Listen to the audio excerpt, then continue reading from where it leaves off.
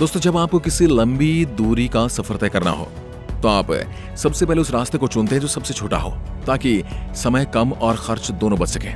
पर हर बार शॉर्टकट सही नहीं होता, क्योंकि कई बार शॉर्टकट लंबा पड़ जाता है और खतरनाक भी होता है।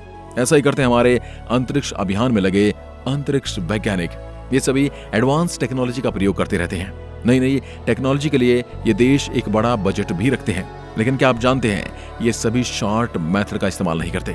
जब कोई दूर का मिशन रहता है तब ये सीलिंग शॉट मेथड का प्रयोग करते हैं। सीलिंग शॉट मेथड और डायरेक्ट मेथड में क्या अंतर है, ये हम आपको आज बताने वाले हैं। और किस मेथड से हमारा चंद्रयान 3 ट्रैवल कर रहा है, ये भी आपको इस वीडियो में जानने को मिलेगा। सीलिंग शॉट मेथड यानी पहले आप अर्थ के ऑर्बिट में रॉकेट को लॉन्च करेंगे, ग्रेविटेशनल फोर्स को बीट करेंगे और अर्थ के ऑर्बिट में आ जाएंगे। ऑर्बिट यानी वो इलाका जहां तक अर्थ की ग्रेविटी बढ़िया काम करती है, और जिस तरीके से अर्थ घूमती है उसी तरीके से इसके इर्द गिर्द ग्रेविटी के फोर्स में फंसकर जो ऑब्जेक्ट हमने भेजा है वो गोल गोल उसके साथ घूमने लगता है। तो सीलिंग शॉट मेथड में पहले रॉकेट को इसके अंदर जो पेलोड है, फिर चाहे वो सैटेलाइट हो या कोई दूसरी चीज हो, उसे पृथ्वी की ग्रेविटी को बीट करवाया जाता है, फिर ऑर्बिट में सेट किया जाता है और फिर ऑर्बिट का घेरा उसे धीरे धीरे बढ़ाया जाता है। और ऐसा घूम घूम के आखिर में जब उसमें मूवमेंट आ जाता है तब उसे लूनर ट्रेजेक्टरी में अगर चांद पर भेजना है, या फिर अगर चाहे तो उसे दूसरे किसी ग्रह पर भेजना हो तो उस ग्रह की ट्रेजेक्टरी में भेजना होता है। मार्स के पास भेजना है तो उसे उसकी ट्रेजेक्टरी के साथ छोड़ दिया जाता है। इससे फ्यूल कम इस्तेमाल होता है। फ्यूल कम इस्तेमाल होगा तो रॉकेट भी छोटा हो जाएगा, यानी propulsion और लॉन्च करने का जो चार्ज है वो भी कम हो जाएगा।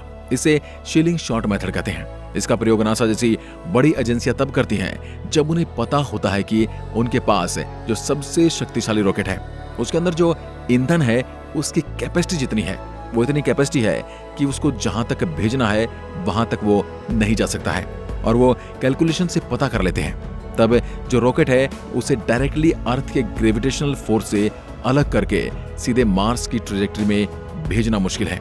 इसलिए इतना फ्यूल कैपेसिटी वाला रॉकेट अभी मानव जाति ने डिजाइन ही नहीं किया है।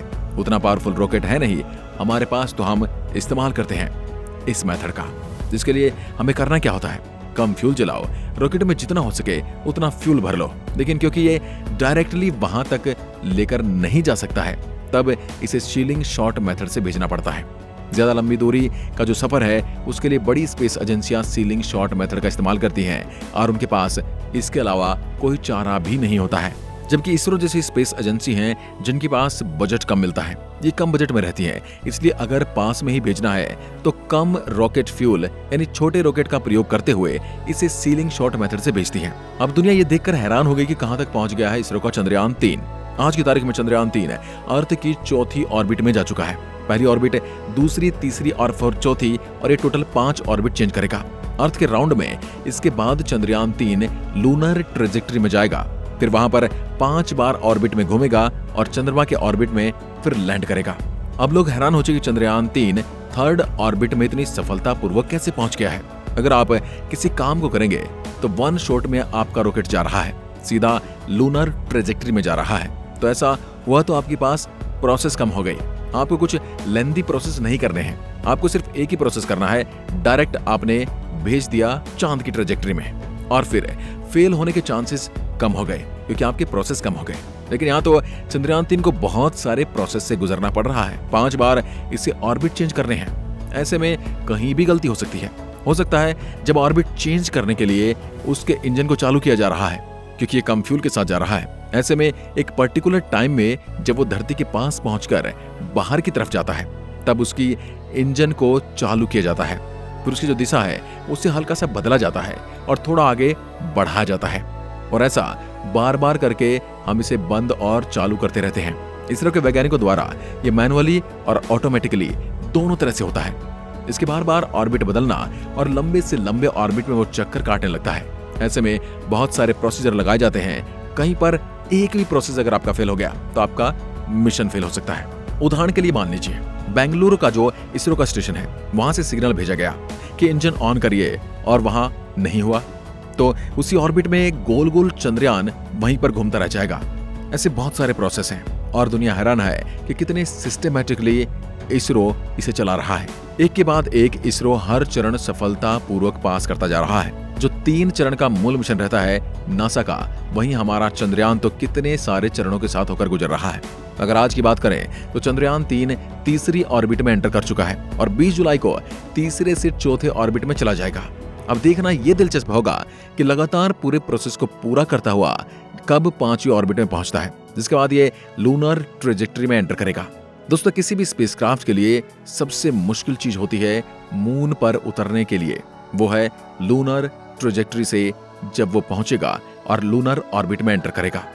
यहां अगर कोई भी गलती हो गई तो मून को पास करके आगे निकल सकता है, तो उसे मून की ग्रेविटेशनल फोर्स के हिसाब से उसके ऑर्बिट में एंटर करना बहुत जरूरी होता है। और ये बहुत जरूरी काम एक परीक्षा होगी चंद्रयान 3 के लिए।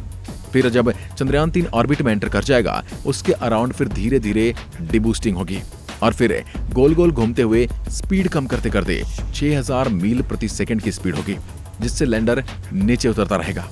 जब प्रोपल्शन मॉड्यूल से लैंडर अलग होकर नीचे आना शुरू हो जाएगा, तब उसकी स्पीड 6000 किलोमीटर प्रति घंटा रहेगी। ऐसी स्थिति में उसे जीरो करना, वो भी आराम से धीरे धीरे लेकर आना बहुत ही मुश्किल काम है। पूरी दुनिया आंखें फाड़ कर देख रही है कि कैसे चंद्रयान 3 लगातार आगे बढ़ रहा है और हर चरण को पास करता हुआ क्लियर कर रहा है। इसरो के साइंटिस्ट और उनका स्टैंडर्ड ऑपरेटिंग प्रोसीजर सक्सेसफुल होता नजर आ रहा है। इसरो के द्वारा ये जो टेक्नोलॉजी डेवलप की गई है, ये एकदम सटीक और ट्राइड एंड ट्रस्टेड है। कई सारे सैटेलाइट को हमने इसी मेथड से ऑर्बिट में सेट किया है। अब देखना यह होगा कि इसरो इस नॉलेज को कैसे अप्लाई करती है और कैसे इसरो इस बार सफलतापूर्वक सॉफ्ट लैंडिंग करती है चंद्रमा के उस हिस्से में जिसे हम फॉर साइट कहते हैं। यहाँ के रहस्यों से पर्दा उठाकर इसरो एक बार फिर चांद पर भारत का परचम लहराने वाली है। इसके बारे में आप क्या सोचते हैं, कमेंट में लिखकर जरूर बताइएगा। एक बार फिर मिलते हैं, तब तक के लिए नमस्कार, जय हिंद, जय भारत।